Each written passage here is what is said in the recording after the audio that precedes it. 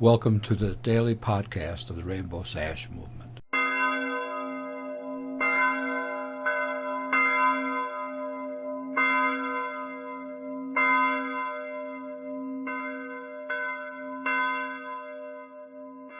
We continue our coverage of the Bishops' Meeting in Baltimore this week. The agenda of the November General Assembly of the United States Conference of Catholic Bishops takes up a number of hotly contested issues, including a pastoral letter on marriage and revised ethical guidelines regarding the medical provision of hydration and nutrition to patients in a persistent vegetative state. The bishop's response to gay marriage was discussed on Monday, while today they will vote on its passage. The letter is titled, Marriage, Love and Life in the Divine Plan. This letter is too clumsy on its instructive, abstract, and unimaginative reiteration of church teaching regarding the intrinsic evils.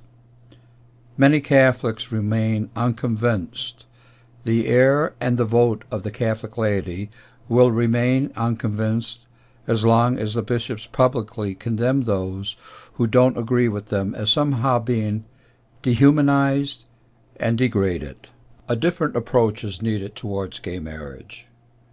When the emphatic and repeated teaching about key issues of sexual ethics falls on deaf ears and is widely rejected, the late Cardinal Avery Dulles wrote 25 years after Humanae Vitae, the Church ceases to appear in the world as a sign of unity.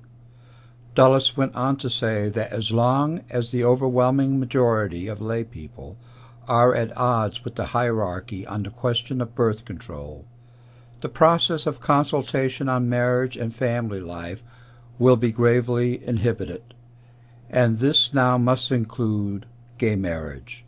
The magisterium will find itself driven into an isolated clerical world. The draft of the bishop's letter confirms Dulles's judgment. The Church is quickly becoming looked upon as backward-moving when it comes to human rights within its own boundaries. Gay marriage cannot be stopped by pious letters written in isolation of the very people they are trying to reach. The bishop's irrelevancy clock is ticking.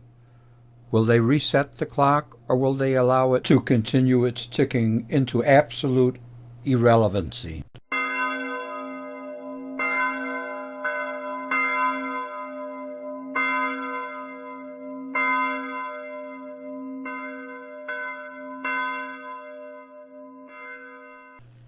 Thank you for joining us today as we continue our coverage of the National Council of Catholic Bishops meeting in Baltimore.